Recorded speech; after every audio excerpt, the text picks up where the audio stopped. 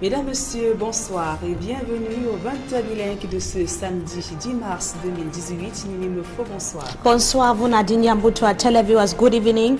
Welcome to join us in this edition of the bilingual primetime newscast on Equinox Television tonight. Campaigns for the senatorial election began today across the national territory. In this newscast, we'll tell you how...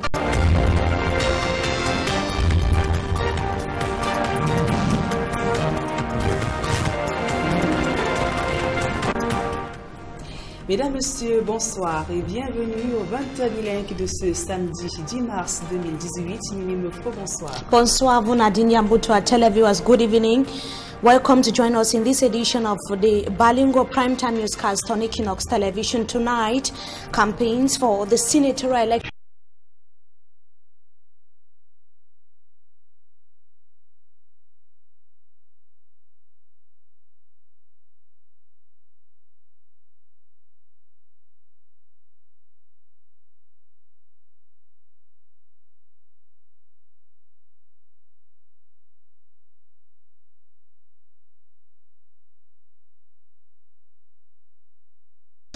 Et les conditions d'hébergement difficiles dans des camps de fortune installés dans le sud-est du Nigeria. Voilà pour le sommaire.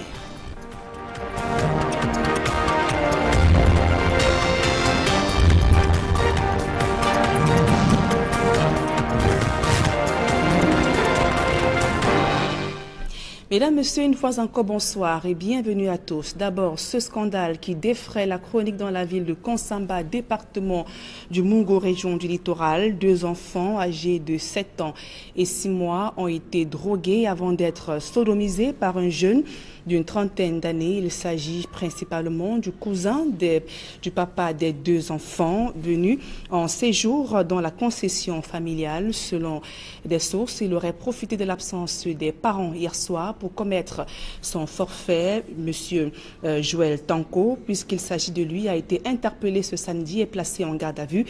Un scandale de plus qui se fait dans la consternation dans la ville de Konsamba. Et aux dernières nouvelles, les 2 fillettes, notamment un parlementaire, suscitera de vives réactions dans les rangs du RDPC. Certains sénateurs n'ont pas été investis. D'autres figures, par contre, notamment des hommes d'affaires, font battre campagne dans la région de l'Ouest, notamment sur la liste du RDPC. On fait le point avec Guy Zogo depuis Yaoundé. 42 listes de candidats. Le verdict de l'ECAM au sujet des listes des candidats appelés à concourir le 25 mars prochain lors des sénatoriales permet de noter quelques singularités. D'emblée, sur les candidats retenus par les partis politiques, on enregistre quelques mini-séismes dans le RDPC. Ainsi, dans le littoral, la secousse est si forte que des figures comme Roger Mbassandine et Jean-Jules Ebonguet ont trébuché. Il en est de même d'Emmanuel Nemde dans le centre, désormais suppléant, qui est remplacé par la bien nommée Eliane Kungu Edima, épouse d'une haute personnalité du Sérail. C'est également un coup de tonnerre dans le nord-ouest, où l'ancien premier ministre Simon Achide Achou se voit éjecté de la liste du RDPC. Dans la région de l'Ouest, où le parti au pouvoir n'avait pu compétir en 2013, c'est un homme d'affaires réputé, Sylvestre Ngouchingue, qui conduira la liste de cette formation politique.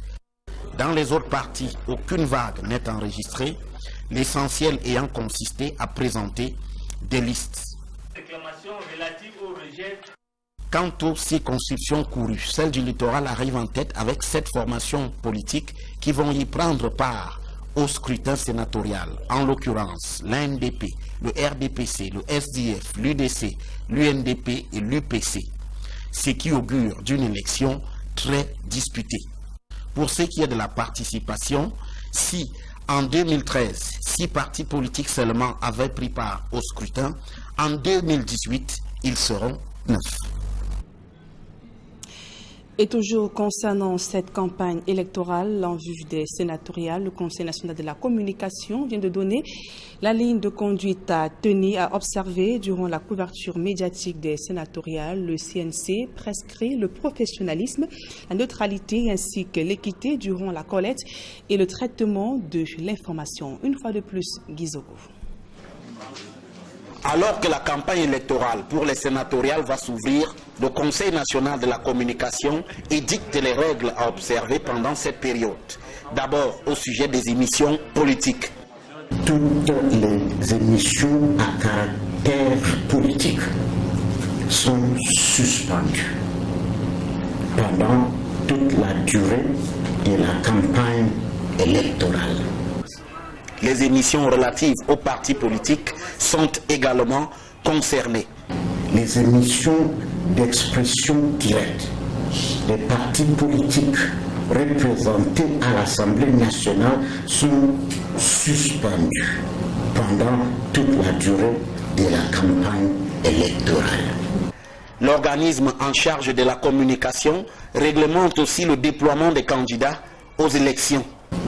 La présence des candidats dans toutes les autres émissions autres que celles prévues dans le cadre de la campagne électorale et du traitement normal de l'information est proscrite.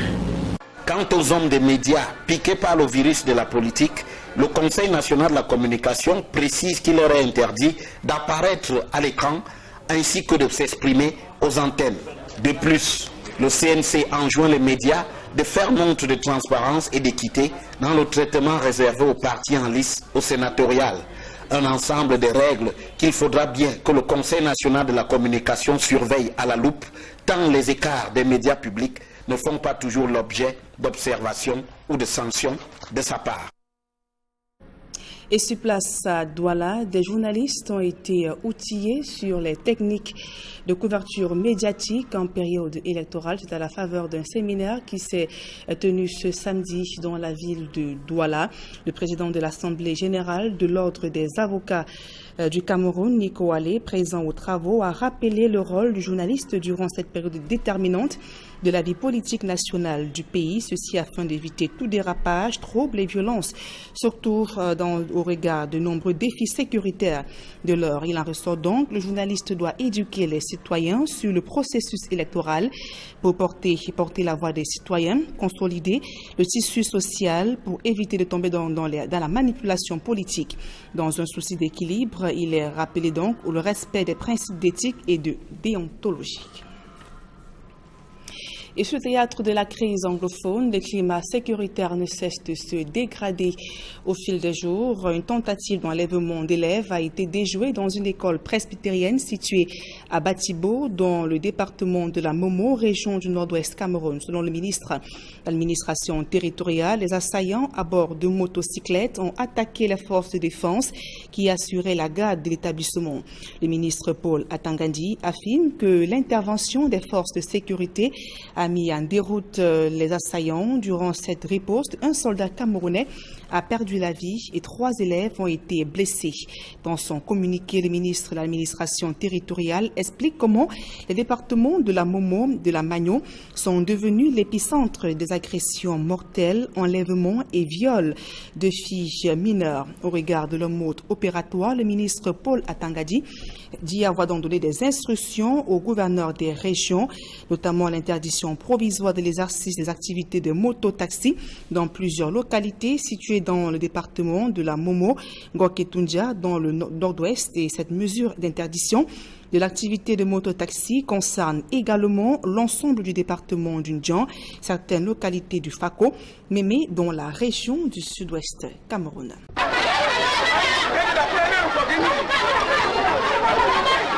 Ils sont plus de 2000 recensés dans ce camp.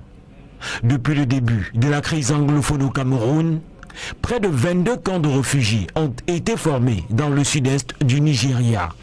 L'on dénombre aujourd'hui plus de 40 000 Camerounais qui ont investi une petite portion de nourriture.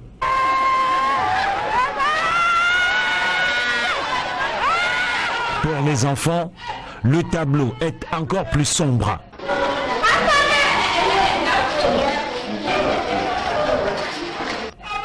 Le gouvernement de l'État du Cross River multiplie les efforts pour encadrer ces déplacés et réfugiés camerounais, mais les besoins restent énormes, ceci malgré les aides et dons sporadiques que font différentes organisations.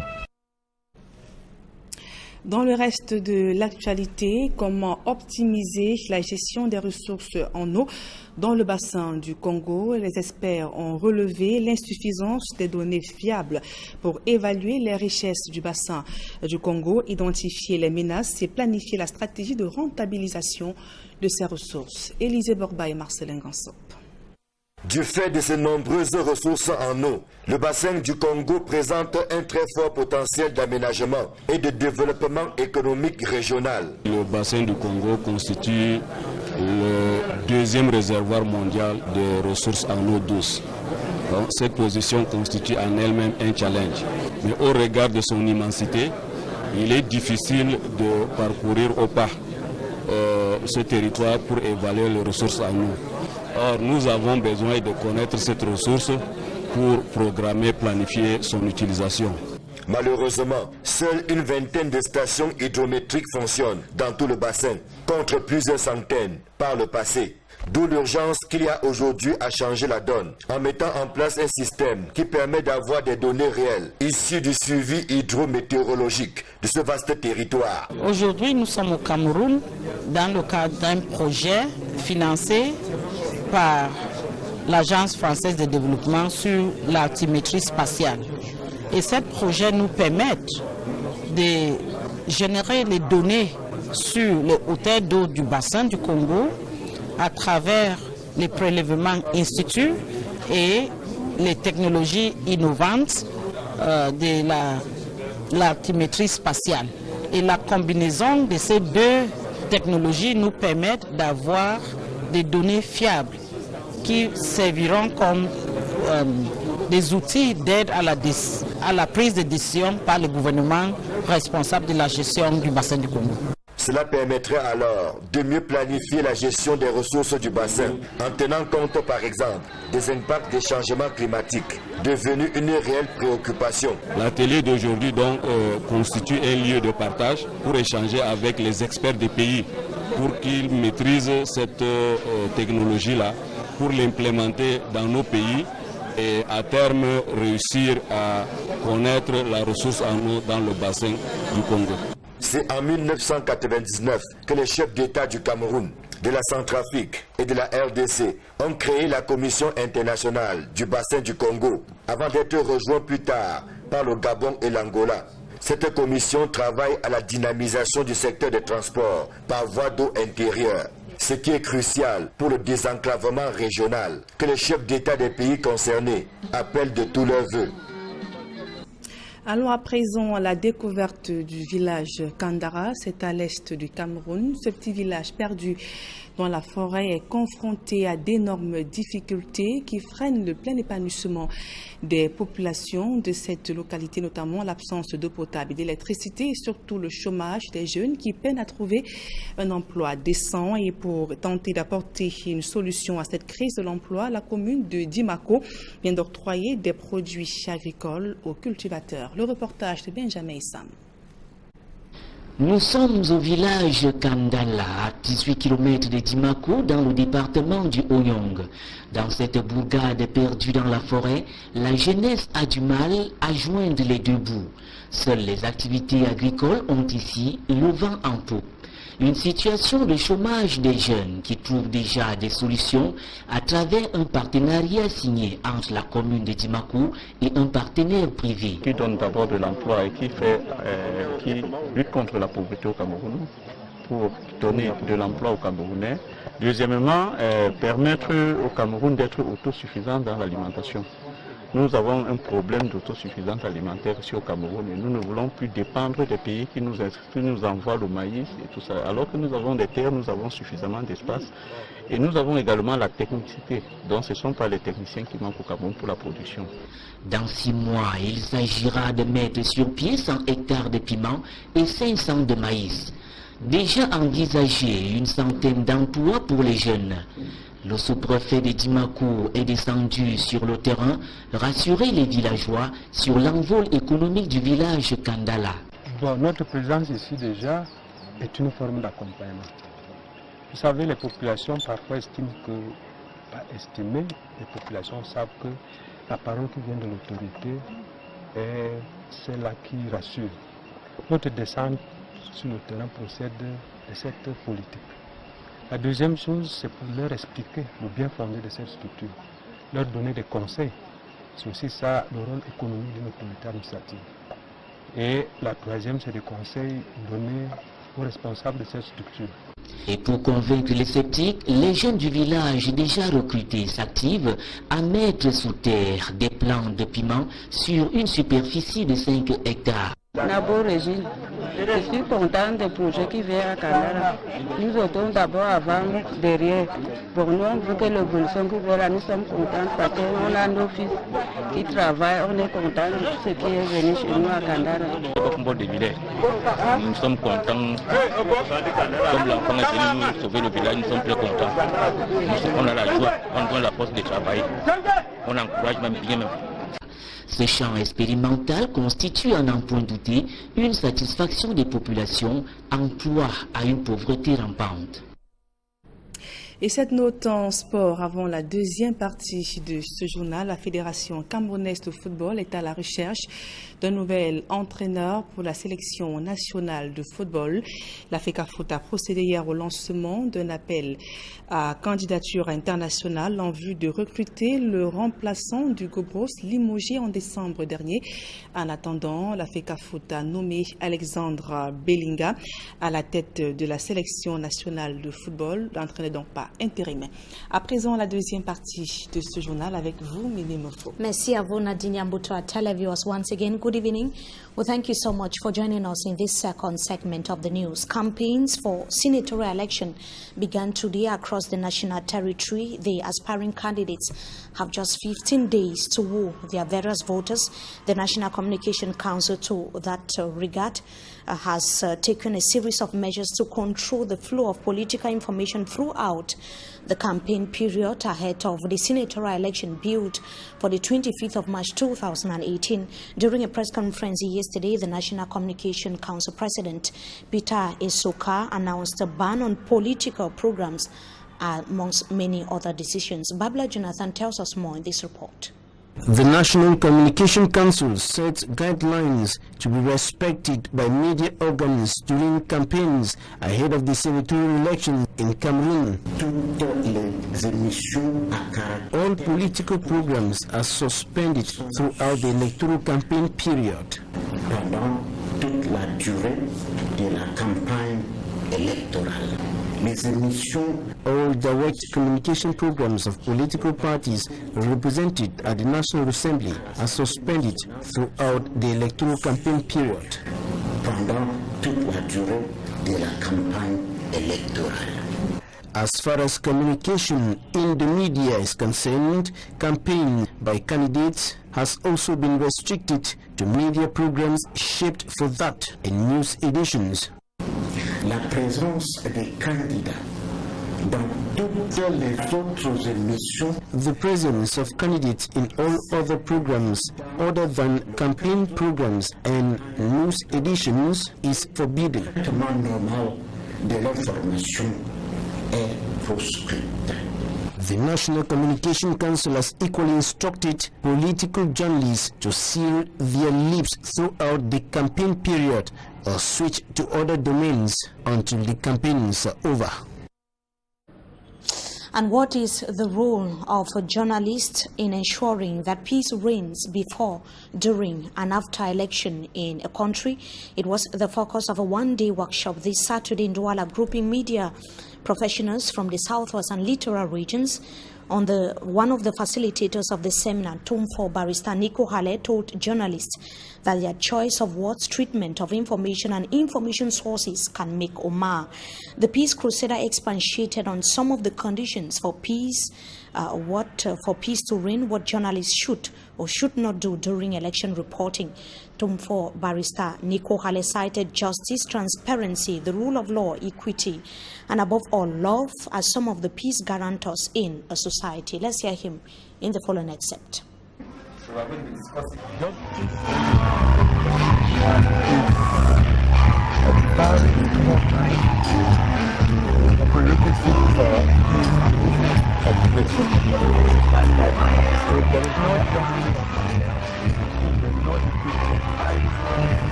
there is no accountability.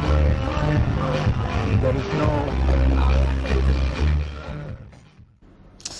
That is an excerpt of the Peace Crusader Tumfor barrister Nico Khaled during the seminar on peace reporting for media practitioners, which took place in Bonaberi of the Douala for municipality. He was equally worried about the situation in the two Anglophone regions of Cameroon and indicated that the Bilingualism Commission would be able to put in place measures to tackle the socio-political crisis rocking the two Anglophone regions of Cameroon. But according to the barrister at law, more could have been done this far. The Peace Journalism and Election Reporting Seminar was an eye-opener to participating journalists, especially with the senatorial election at hand. The publisher of the Advocate newspaper, Tayang Tabe, took time as well to outline the role of journalists in election reporting, which entails objectivity, fact-checking, mastery of the laws governing election, despite the series of challenges plaguing the sector. We, of course, will be coming back to that in a subsequent newscast. Now, the 22 apprehended women of the Cameroon People's Party have so far been released. They were released yesterday after they had spent several hours in custody in the nation's capital. They were arrested during a peaceful protest yesterday in Yaoundé to call for political reforms, denounce bad governance and government's poor management of the socio-political crisis rocking the two Anglophone regions of Cameroon. The women were dressed in black, as we can see, holding brooms to sweep and rid Cameroon of bad governance and societal ills. Edith Kabang Wala, the president of the CPP, was leading the protest, also asked to see the head of state and present the series of problems plaguing the country. Officials of the Cameroon People's Party have said that they would not take part in the presidential election in Cameroon with the current electoral system, which to them cannot guarantee transparency in Cameroon.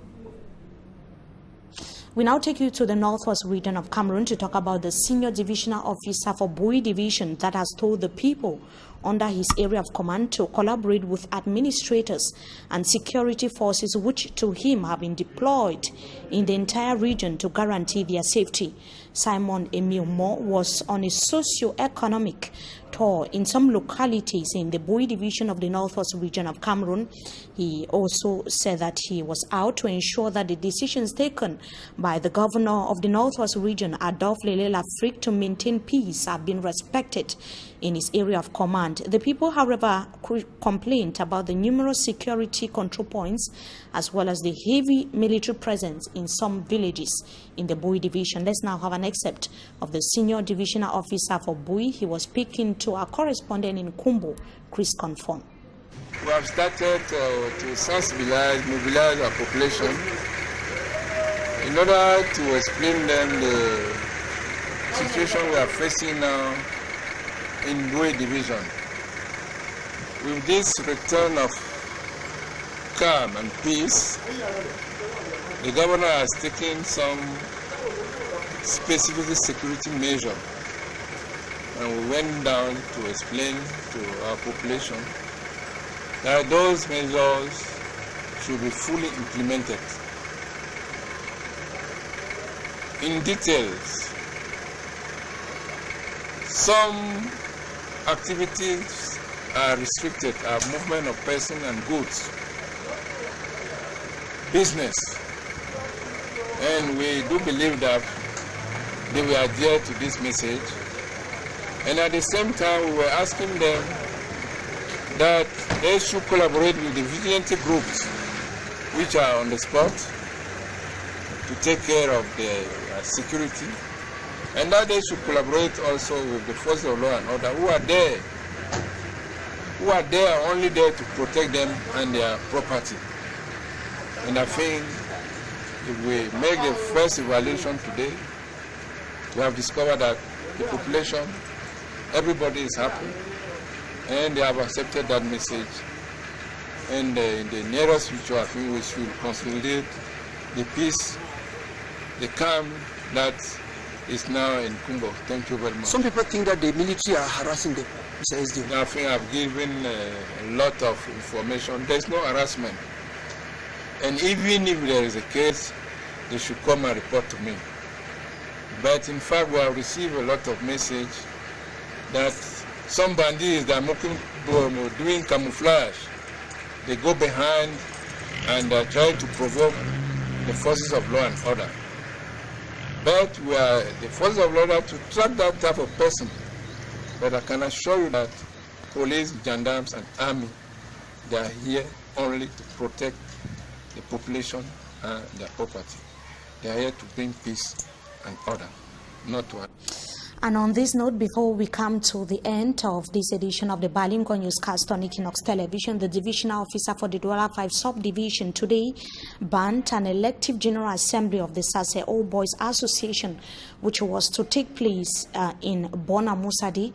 It follows a court decision after an opposing camp filed a complaint at the level of the Southwest Regional Headquarters of Buea, declaring today's planned meeting null and void.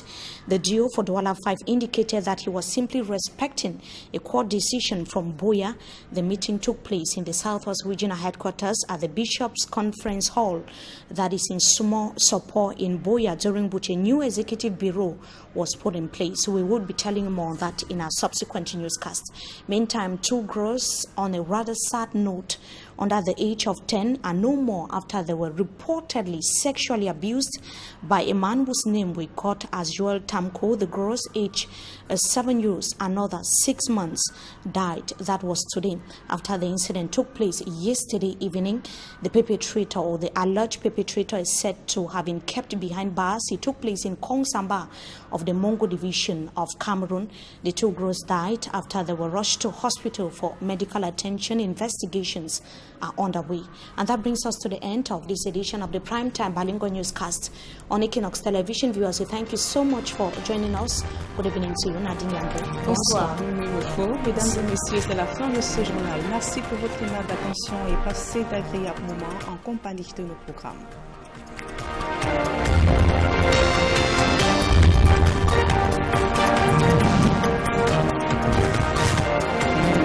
Nous sommes au village Kandala, à 18 km de Dimakou, dans le département du Oyong. Dans cette bourgade perdue dans la forêt, la jeunesse a du mal à joindre les deux bouts. Seules les activités agricoles ont ici le vent en poupe. Une situation de chômage des jeunes qui trouvent déjà des solutions à travers un partenariat signé entre la commune de Dimakou et un partenaire privé. Qui donne d'abord de l'emploi et qui lutte contre la pauvreté au Cameroun pour donner de l'emploi aux Camerounais. Deuxièmement, permettre au Cameroun d'être autosuffisant dans l'alimentation.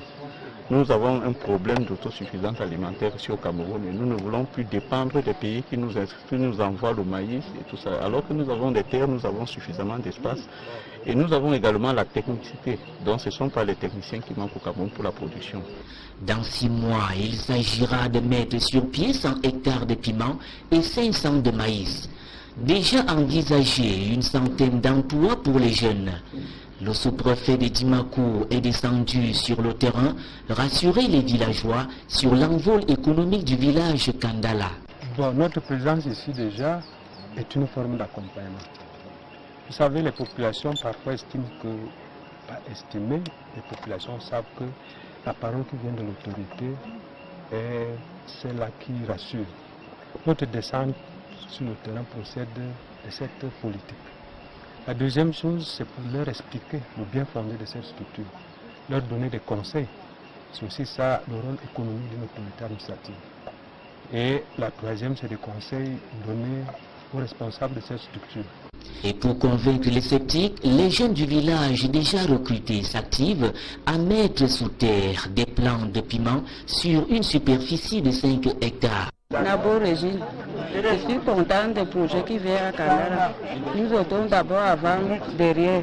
Pour nous, on veut que l'évolution qui vient là, nous sommes contents parce qu'on a nos fils qui travaillent, on est contents de ce qui est venu chez nous à Kandala.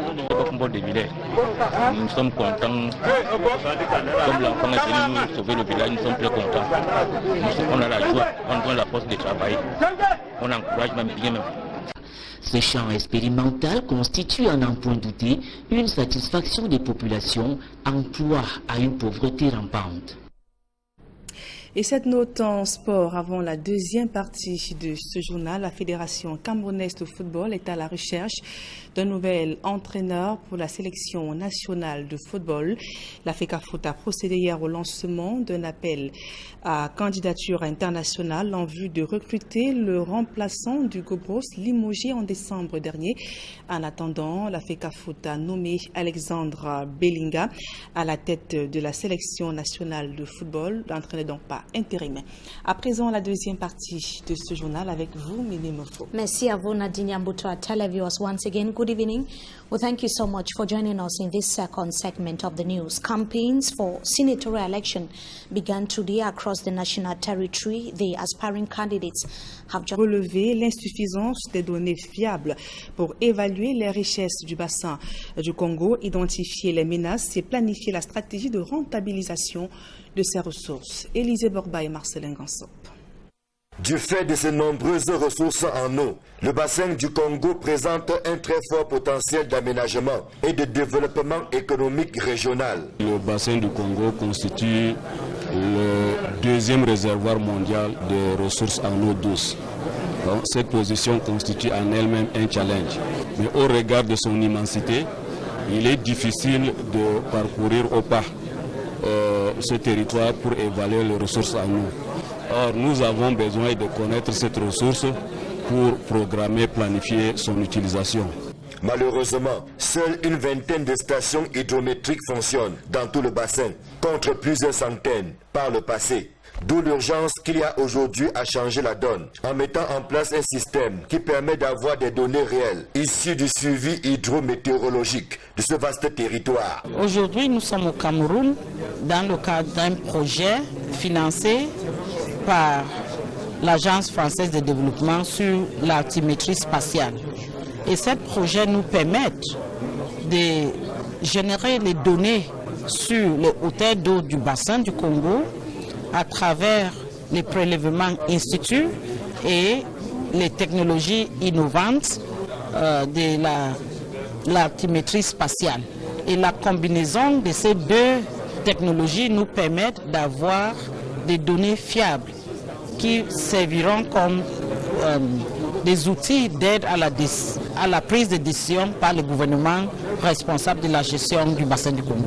Cela permettrait alors de mieux planifier la gestion des ressources du bassin en tenant compte par exemple des impacts des changements climatiques, devenus une réelle préoccupation. L'atelier d'aujourd'hui donc constitue un lieu de partage pour échanger avec les experts des pays pour qu'ils maîtrisent cette technologie-là, pour l'implémenter dans nos pays et à terme réussir à connaître la ressource en eau dans le bassin du Congo. C'est en 1999 que les chefs d'État du Cameroun, de la Centrafrique et de la RDC ont créé la Commission internationale du bassin du Congo, avant d'être rejoints plus tard par le Gabon et l'Angola. Cette commission travaille à la dynamisation du secteur des transports par voie d'eau intérieure, ce qui est crucial pour le désenclavement régional que les chefs d'État des pays concernés appellent de tous leurs vœux. Allons à présent à la découverte du village Kandara, c'est à l'est du Cameroun. Ce petit village perdu dans la forêt est confronté à d'énormes difficultés qui freinent le plein épanouissement des populations de cette localité, notamment l'absence d'eau potable et d'électricité et surtout le chômage des jeunes qui peinent à trouver un emploi décent. Et pour tenter d'apporter une solution à cette crise de l'emploi, la commune de Dimako vient d'octroyer des produits agricoles aux cultivateurs. Le reportage de Benjamin Issam. Nous sommes Et sur place à Douala, des journalistes ont été outillés sur les techniques de couverture médiatique en période électorale. C'est à la faveur d'un séminaire qui s'est tenu ce samedi dans la ville de Douala. Le président de l'Assemblée générale de l'Ordre des avocats du Cameroun, Nico Allé, présent aux travaux, a rappelé le rôle du journaliste durant cette période déterminante de la vie politique nationale du pays, ceci afin d'éviter tout dérapage, troubles et violences, surtout au regard de nombreux défis sécuritaires de l'heure. Il en ressort donc, le journaliste doit éduquer les citoyens sur le processus électoral pour porter la voix des citoyens, consolider le tissu social pour éviter de tomber dans la manipulation politique. Dans un souci d'équilibre, il est rappelé donc le respect des principes d'éthique et de déontologie. Et sur le théâtre de la crise anglophone, le climat sécuritaire ne cesse de se dégrader au fil des jours. Une tentative d'enlèvement d'élèves a été déjouée dans une école presbytérienne située à Batibo, dans le département de la Momo, région du nord-ouest Cameroun. Selon le ministre de l'administration territoriale, les assaillants à bord de motocyclettes ont attaqué les forces de défense qui assuraient la garde de l'établissement. Le ministre Paul Atangandi affirme que l'intervention des forces de sécurité a mis en déroute les assaillants. Durant cette riposte, un soldat camerounais a perdu la vie et 3 élèves ont été blessés. Dans son communiqué, le ministre de l'administration territoriale explique comment les départements de la Momo, de la Magno sont devenus l'épicentre des agressions mortelles, enlèvements et viols de filles mineures. Au regard de leur mode opératoire, le ministre Paul Atangadi dit avoir donc donné des instructions aux gouverneurs des régions, notamment l'interdiction provisoire de l'exercice des activités de moto-taxi dans plusieurs localités situées dans le département de la Momo, Ngoketunja, dans le nord-ouest. Et cette mesure d'interdiction de l'activité de moto-taxi concerne également l'ensemble du département du Ndjan, certaines localités du Fako, Mémé, dans la région du sud-ouest Cameroun.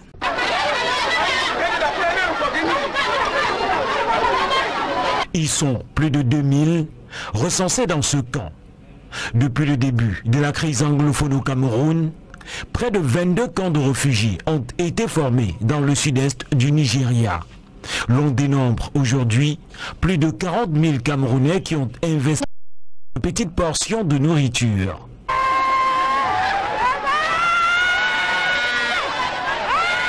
Pour les enfants, le tableau est encore plus sombre.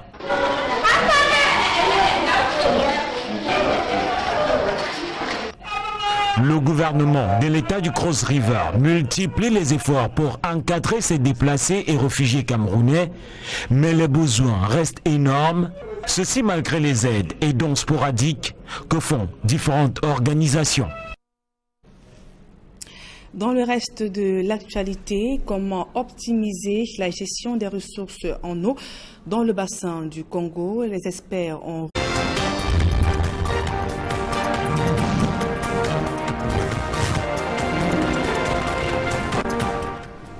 Mesdames, Messieurs, bonsoir et bienvenue au 20h bilingue de ce samedi 10 mars 2018. Mimimofo, bonsoir. Bonsoir, vous Nadine Yambutua, televiewers, good evening. Welcome to join us in this edition of the Balingo Primetime Newscast on Equinox Television tonight. Campaigns for the senatorial election began today across the national territory. In this newscast, we'll tell you how...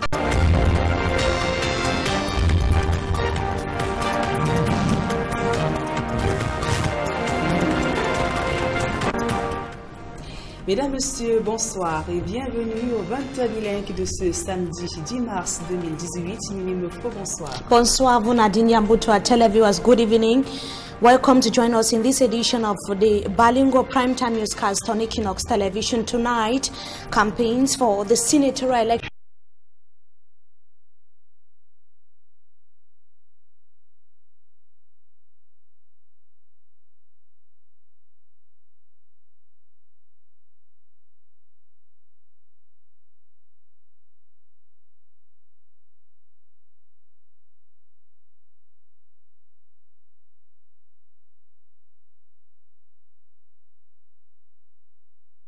Et les conditions d'hébergement difficiles dans des camps de fortune installés dans le sud-est du Nigeria. Voilà pour le sommaire.